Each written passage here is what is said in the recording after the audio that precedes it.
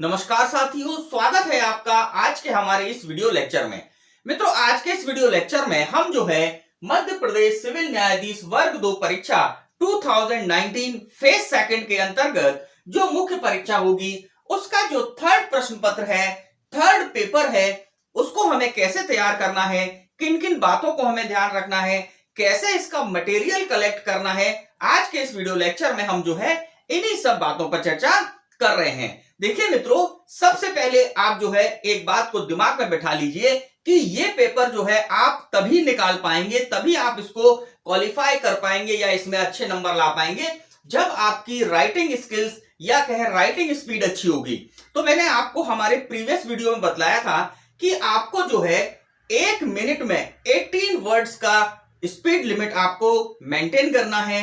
इतना लिमिट आपको जो है स्पीड जो है आपको बनानी है। तो आप डेली जो है राइटिंग वर्क स्टार्ट कर दीजिए। रोज आप जो है 1 घंटा कम से कम लिखिए और आपको तब तक लिखना है जब तक कि आपकी स्पीड जो है 18 वर्ड्स पर मिनट की ना हो जाए। मतलब 1 मिनट में आपको जो है 18 शब्द लिखने हैं, तभी आप जो है इस प्रश्न पत्र को तैयार कर पाएंगे या इसको कंप्लीट कर पाएंगे।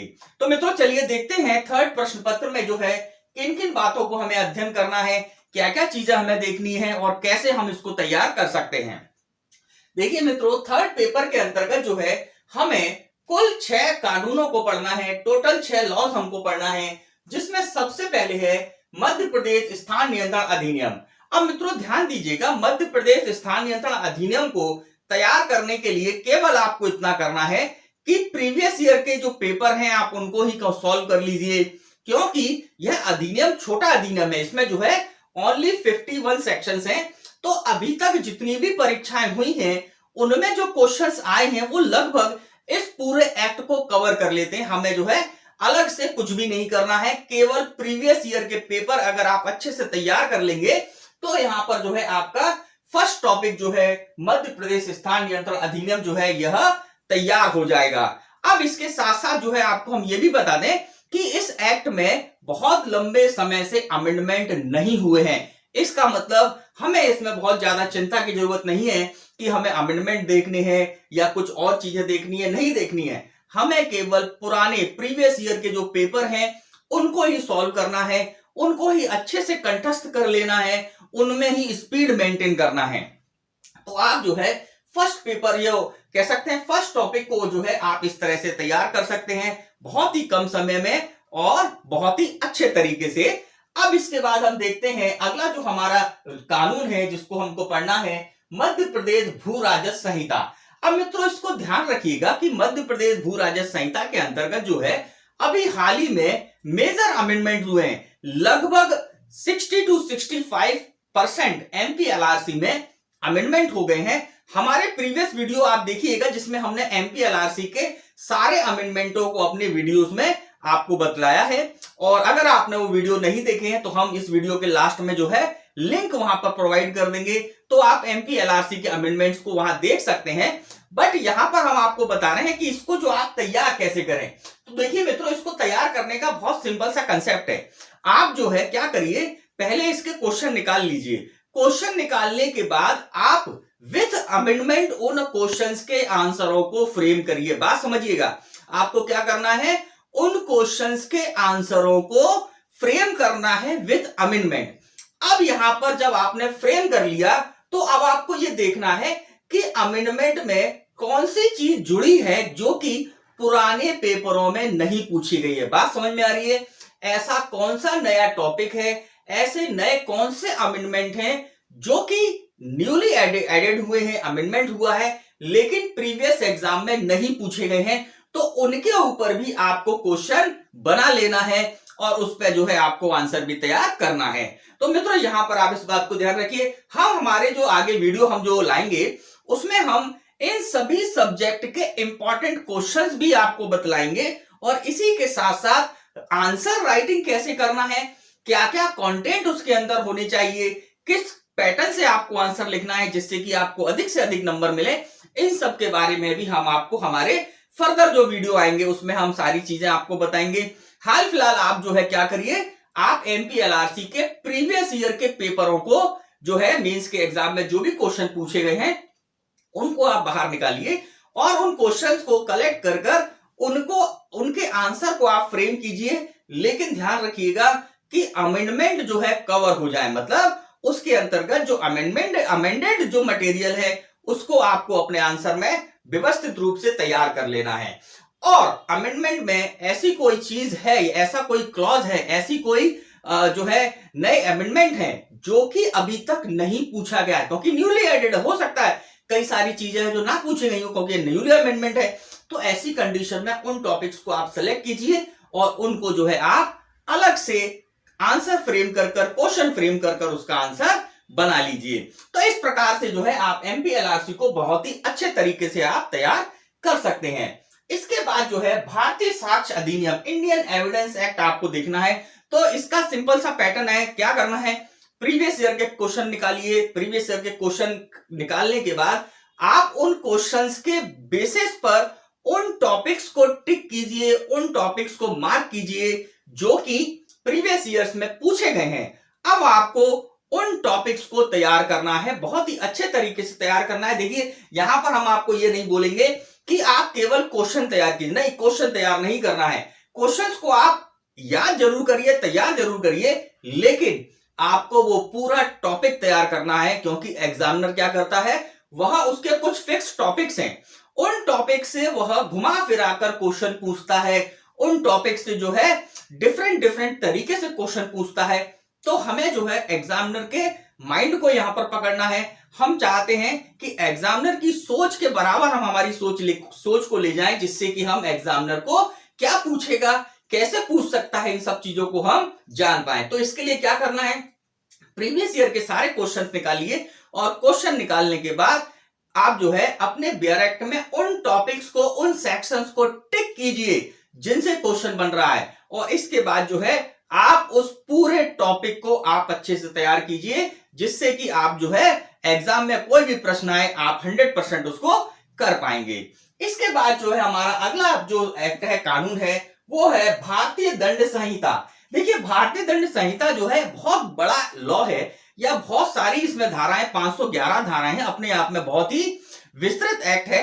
इसको पढ़ने का सबसे अच्छा तरीका, या इसको मेंस के लिए तैयार करने का सबसे अच्छा तरीका जो है, वही पैटर्न जो हम आपको बार बार बता रहे हैं। प्रीवियस ईयर के क्वेश्चन निकालिए, क्वेश्चन निकालने के बाद उन टॉपिक्स को सेलेक्ट कीजिए जिन टॉपिक से जो है बार बार क्वेश्चन आ रहा है या जिनसे क्वेश्चन बने हैं, उस पूरे टॉपिक को तैयार कीजिए। अब यहां पर यह ध्यान रखिएगा कि आईपीसी के अंतर्गत कई सारे ऑनरेबल सुप्रीम कोर्ट के लीडिंग जजमेंट्स आ गए हैं, और जिसके अंतर्गत जो है कई सारे ऐसे क्लॉजेस हैं जो कि हमें अच्छे से ध्यान रखना है। तो आप क्या कीजिएगा, आप जो क्वेश्चंस निकालेंगे, उन क्वेश्चंस को निकालने के बाद आप अमेंडमेंट को ध्यान में रखिए और ऑनरेबल सुप्रीम कोर्ट के जजमेंट को ध्यान में रखिए, और उन केस लॉस को, उन जजमेंट्स को अपने आंसर्स में कोड करिए, जिससे कि आप जो है अच्छे से एग्जाम में इसको लिख पाए। अब बात तो समझिएगा, हम आगे हमारे वीडियो जो लाएंगे उसमें आईपीसी के वो केस लॉस भी लेके आएंगे जो कि अभी हाल ही में ऑनरेबल सुप्रीम कोर्ट ने डिसाइड किए हैं, जिसमें कई महत्वपूर्ण बातें जो हैं आई हैं, कई महत्वपूर्ण क्लॉजेस निकल कर आए हैं, कुछ आईपीसी के सेक्शंस को अनकॉन्स्टिट्यूशनल भी डिक्लेयर किया। वो सारी बातें हम आपको जो है अपने फ्यूचर जो फर्दर जो वीडियोस आएंगे उसमें सारी बातें आपको बतलाएंगे। लेकिन हाल फिलहाल के लिए आप क्या करिए, आप जो है उन टॉपिक्स को सेलेक्ट कीजिए जिनसे बार बार क्वेश्चन आ रहा है, और उन टॉपिक को पूरा की पूरा कवर कर लीजिए with new amendment and new judgement. जो भी ऑनरेबल सुप्रीम कोर्ट के जजमेंट हैं, लीडिंग जजमेंट हैं, उनके साथ उनको तैयार करिएगा। इसके बाद जो है हमारा सीआरपीसी को हम देखें तो सीआरपीसी भी अपने आप में एक बहुत ही लेंदी एक्ट है, बहुत ही बड़ी संहिता है। अब इसको भी तैयार करने का वही पैटर्न, क्वेश्चन निकालिए प्रीवियस ईयर के, उन टॉपिक्स को सेलेक्ट करिए, सेलेक्ट करने के बाद उनको आप अभी तैयार कर लीजिए। हमारे जो अगले वीडियो आएंगे उसमें हम जो है आपको कुछ और क्वेश्चंस भी देंगे जो कि अभी हाल ही में चर्चाओं में रहे। ऑनरेबल सुप्रीम कोर्ट ने उसमें कुछ जो है नई गाइडलाइन जारी करी, वो सारी चीजें आपको बताएंगे और आप इसको तैयार कर सकते हैं। लेकिन हाल फिलहाल आप स्टार्ट करिए, तो स्टार्ट करने के लिए क्या करना है, प्रीवियस ईयर के पेपर निकालिए, उसके क्वेश्चंस को बाहर कीजिए, सीआरपीसी के उन टॉपिक्स को सिलेक्ट कीजिए जिन टॉपिक से बार बार क्वेश्चन आ रहा है, जिन टॉपिक से क्वेश्चन बन रहे हैं और उनको आप with amendment and honourable Supreme Court के जजमेंट के साथ प्रिपेयर कर लीजिए। और अब आखिरी में हम देखते हैं एनआई एक्ट। देखिए NI Act negotiable instrument act के अंतर्गत जो मेंस में जो एग्जाम में पूछा जाएगा वो सेक्शन 138 से लेकर सेक्शन 147 तक की जो सेक्शंस हैं उन्हीं से क्वेश्चन आएगा। अब यहां पर आप इस बात को समझिए कि इस एक्ट का ये बहुत छोटा सा टॉपिक है और इससे जो है एक क्वेश्चन आता है 8 नंबर का।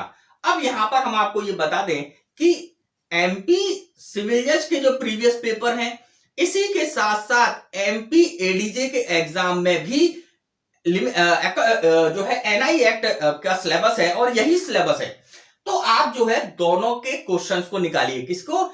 एमपी एडीजे का जो प्रवेश स्तर का जो एग्जाम होता है उसके प्रीवियस ईयर के पेपर आप लीजिए और उसमें भी जो एनआई एक्ट से क्वेश्चन आए हैं उनको आप पिक करिए। इसी के साथ साथ सिविल जज में जो क्वेश्चन आए उनको आप पिक कीजिए और उन सब आंसर को तैयार कर लीजिए, आपका काम हो जाएगा।